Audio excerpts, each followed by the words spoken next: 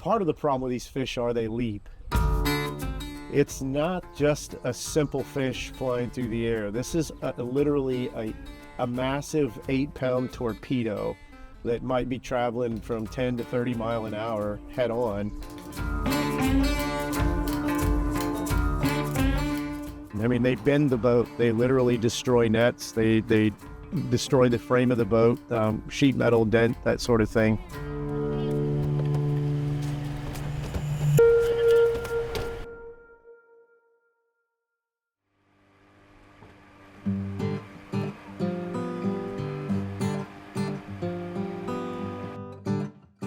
It kind of started out early 2019.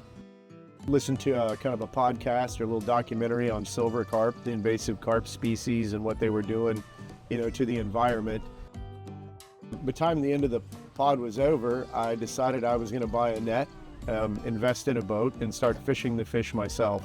Well, we started out fishing in the Missouri River with a commercial contract, and that's available to just any commercial fisherman.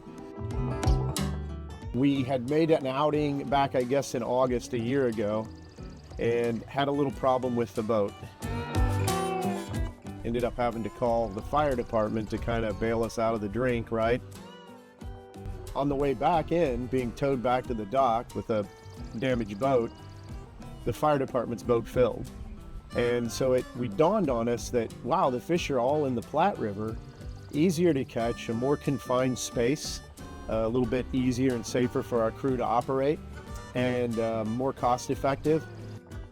We had asked for a commercial fishing license in the Platte, which immediately the response from the state was absolutely not. This isn't going to happen. It's never happened in the state's history. We just can't allow commercial fishing. We were prepared for that argument and had decided that we would put a safety net around the boat to keep our camera crew and our crew from dropping their personal belongings overboard. And we looked up in the code, Fish and Game Code in the handbook, and found out that any carp species that jump upon the land or upon the vessel are fair take for any licensed fisherman in the state. So we would be licensed fishermen, just happen to go out on the Platte River with our boat. We used that little gray area of the law to our advantage.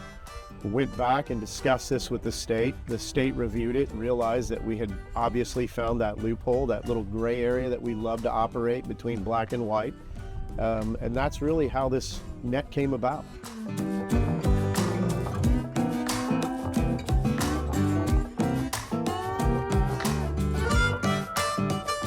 The best way to kind of describe how this thing works is if you've ever seen a dip net that you use once you've hooked a fish and you use the dip net to pull them out of the water, right? So you can safely remove the fish and not break your line. Well, we kind of took that idea of the dip net and we framed it on the outside of the boat, and they basically look like wings on an airplane. So if you'd imagine wings on an aircraft that are nets, it's basically what you have.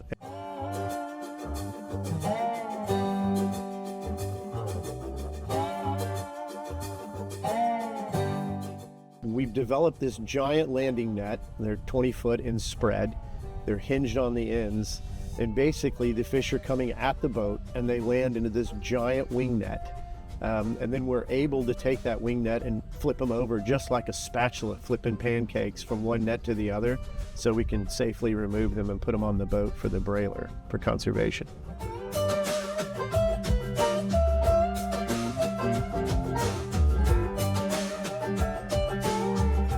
We were just talking about maybe, we can catch these. There's a processor in Kentucky that'll buy them for 20 cents a pound or whatever.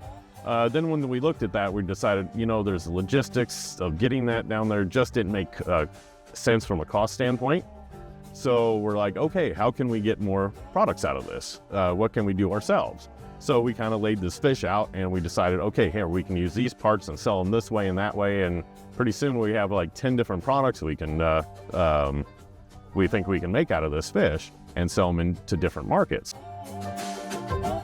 We originally wanted to get into a food product, but we knew that was going to take a long time to develop. So we went to said, okay, well, we can sell it for bait easily. We know that. So we started that product, and then, well, what do we do with the leftovers? And we know we can turn that into a fertilizer product. So those are the two things that we went to first. And now that those are starting to get a little bit of traction, we're starting to investigate the rest of the product lines.